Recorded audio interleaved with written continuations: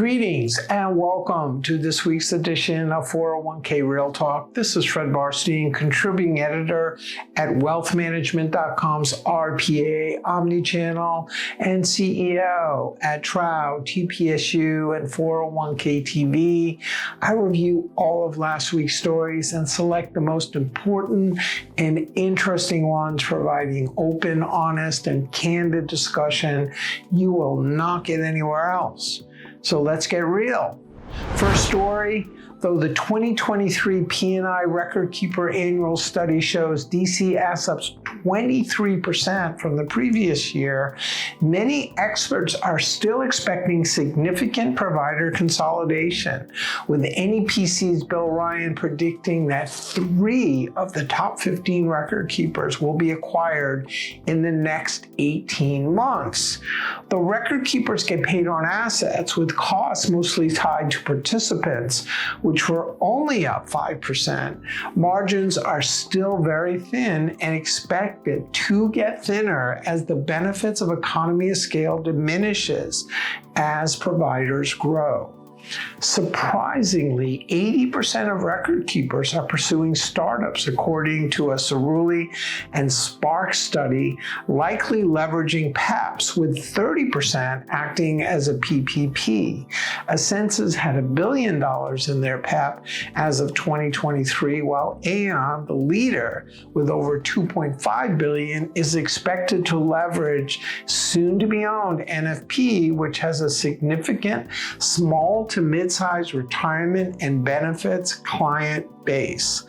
Cerulli projected almost 1 million 401k plans by 2029, with the P&I study reporting over 843,000 DC plans last year.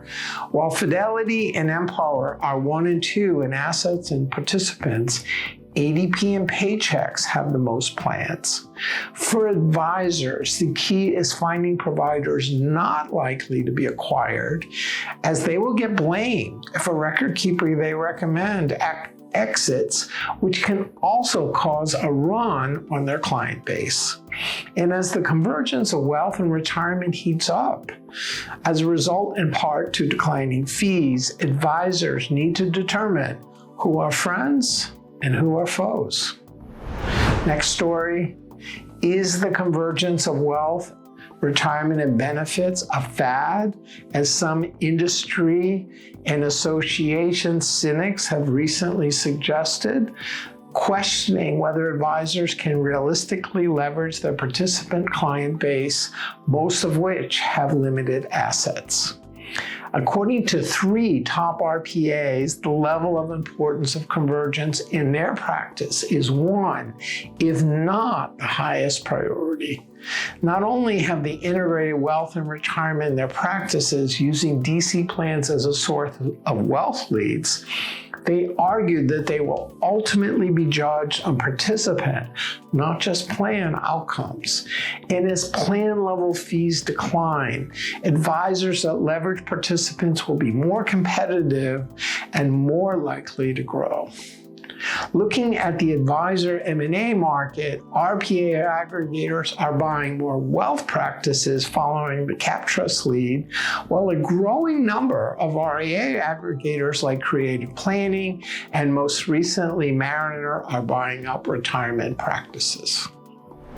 Next story, Encore Fiduciary, a leading insurer, hopes a major shift in the way fees are calculated by the 401k book of averages by including indirect payments will stem the litigation tide. Previously, a $200 million plan with 2,000 participants showed an average of $5 participant fee for record keeping. In 2024, that number has jumped to $97 when revenue sharing and other fees are included, plus $70 for the advisor. Likely not included are the fees paid by fund companies to be on record keeper platforms and to advisory firms to get access to their reps, which is a story for another day. Next story, we all know that AI will affect and likely improve DC plans and participant outcomes, but no one is really sure how and what measures need to be taken to limit fraud and abuses, especially in a highly litigious fiduciary world. A thoughtful column by a leading law firm outlines the issues, posing whether fiduciaries that do not leverage AI will be at risk, while those that do may also face liability. For example, should the 328 or 338 321 or 338 co-fiduciaries leverage AI when selecting and evaluating investments, incorporating plan demographic information? If they do, what are the duties of the plan to monitor? Should AI be used to combat cybersecurity risk? And can it predict black swan events?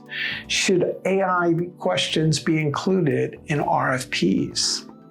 Along with plan fiduciaries, regulators are asking questions about AI, with the SEC suggesting that algorithms can be manipulated to benefit advisors.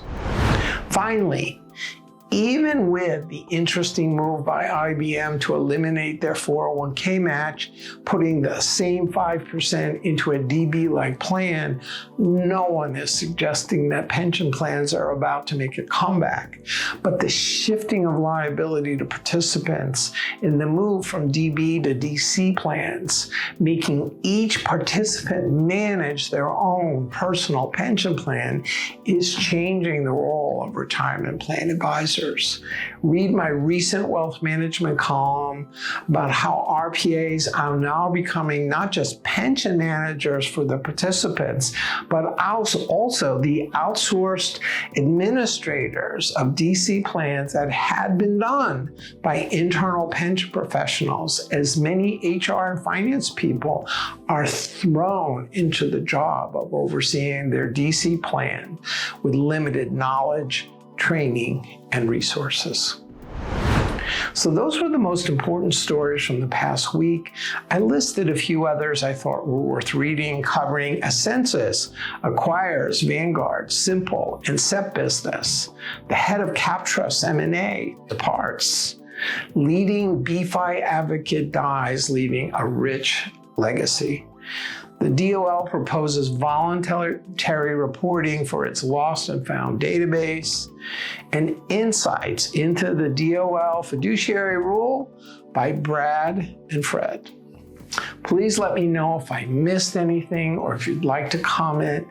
Otherwise, I look forward to speaking to you next week on 401k Real Talk.